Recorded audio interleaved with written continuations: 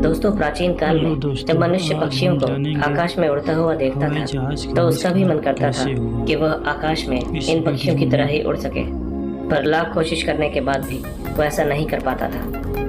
दोस्तों, इंसानियत के इस सपने को साकार किया राइट ब्रदर्स ने। तो आज के इस एपिसोड में हम आपको बताएंगे हवाई जहाज के आविष्कारक राइट ब्रदर्स की कहानी। ऑरविल राइट और विल्बर राइट को राइट ब्रदर्स के नाम से जाना जाता है, जो अमेरिका के रहने वाले थे।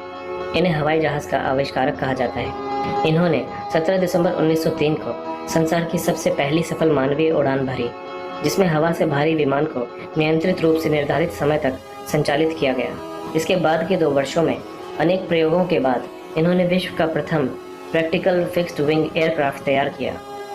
ये प्रायोगिक विमान बनाने और उड़ाने वाले पहले आविष्कारक तो नहीं थे, लेकिन इन्होंने हवाई जहाज को नियंत्रित करने की जो विधियां खोजी, उसके बिना आज का वायुयान संभव नहीं था। इस आविष्कार के लिए आवश्यक यांत्रिक कौशल इन्हें कई वर्षों तक प्रिंटिंग प्रेस, बाइसिकल, मोटर और अन्य कई मशीनों के साथ काम करते करते मिला। बाइसिकल के साथ काम करते करते इन्हें विश्वास हो गया कि वायुयान जैसे असंतुलित वाहन को भी अभ्यास के साथ संतुलित और नियंत्रित किया जा सकता है। साल 1900 से 1903 तक इन्होंने ग्लाइडरों पर बहुत प्रयोग किए, जिससे इनका पायलट कौशल विकसित हुआ।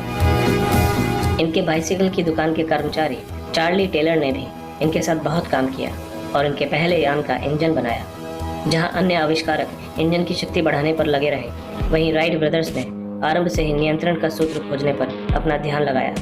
इन्होंने वायु सुरंग में बहुत से प्रयोग किए और सावधानी से जानकारी एकत्रित की, जिसका प्रयोग कर इन्होंने पहले से कहीं अधिक प्रभावशाली पंख और प्रोपेलर खोजे। इनके पेटेंट में दावा किया गया है कि इन्होंने एरोडायनेमिक नियंत्रण की नई प्रणाली विकसित की है, जो विमान की सतहों में बदलाव करती है। अनेक अन्य आविष्कारकों ने भी हवाई जहाज के आविष्कार का दावा किया है, लेकिन इसमें कोई दो राय नहीं है कि राइट ब्रदर्स की सबसे बड़ी उपलब्धि थी 3 एक्सिस कंट्रोल का आविष्कार, जिसकी सहायता से ही पायलट विमान को संतुलित कर सकता है और दिशा परिवर्तन कर सकता है। नियंत्रण का यह तरीका सभी विमानों के लिए मानक बन गया और आज भी सभी तरह के प्रैक्टिकल विंग एयरक्राफ्ट के लिए यही तरीका उपयुक्त होता है। राइट ब्रदर्स का जन्म ओहायो के नगर डेटन में हुआ था। वे हमेशा यंत्रों में रुचि लेते थे और साइकिल मरम्मत की दुकान चलाते थे। वर्ष 1896 में लिलियंथल की मृत्यु और किताबों में उड़ने के विषय में चल रहे प्रयोगों के बारे में पढ़कर उनमें इस बारे में रुचि जागृत हुई। उन्होंने बिना किसी सोच विचार के अपना वायुयान बनाने का निश्चय कर लिया। प्रयोगों में लगाने के लिए उनके पास धन नहीं था। उन्हें तो इसके खतरों के बारे में भी ज़्यादा पता नहीं था। उन्होंने तय किया कि वे पक्षियों की उड़ान का अध्ययन करेंगे और इसके साथ ही उन्होंने तब तक बन चुकी सारी उड़ान मशीनों का भी अध्ययन कर लिया। राइट बंधुओं ने हमेशा अपनी मशीनें स्वयं बनाई। सबसे पहले उन्होंने एक ग्लाइडर बनाया, जिसे वे पतंग की तरह उड़ाते थे। इसे लीवरों की सहायता से ज़मीन पर रस्सियां बांधकर नियंत्रित किया जाता था। इस प्रकार उन्होंने उड़ान के सिद्धांतों का अध्ययन कर लिया और यह भी सीख लिया कि हवा में मशीन को कैसे चलायमान रखा जाए। इसके बाद उन्होंने एक मानव युक्त ग्लाइडर बनाया। इसे उन्होंने लिलियंथल की भांति ही पहाड़ी से कूदकर उड़ाया। इस ग्लाइडर को हवा में तैराना तो आसान था, लेकिन अपनी मन मर्जी से उसे उड़ाना और उसका संतुलन बनाए रखना मुश्किल था। सुरक्षा की दृष्टि से प्रयोग जारी रखने के लिए वे 1900 में नॉर्थ कैरोलिना में एक एकांत स्थल में चले आए। वहाँ ऊंची रेतीली पहाड़ियाँ थीं। इस प्रकार वे कठोर पथरीली जमीन पर गिरने से बच सकते थे।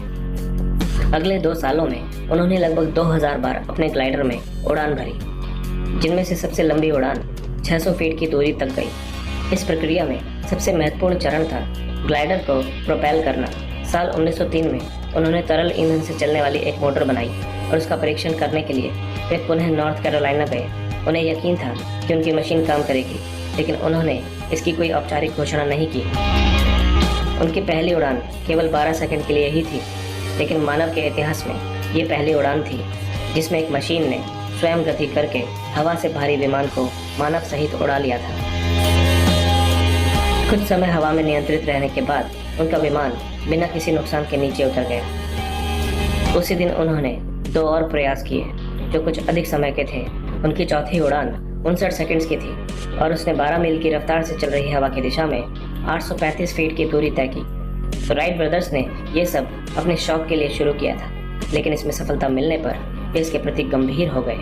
1905 तक वे अपने प्रयोगों में इतने पारंगत हो चुके थे कि उन्होंने 35 मील प्रति घंटे की रफ्तार से 24 मील की उड़ान भरी अचरज की बात यह है कि इस समय तक उनकी उपलब्धियों के बारे में किसी को भी पता नहीं चला और किसी भी समाचार पत्र या पत्रिका में इस बारे में कुछ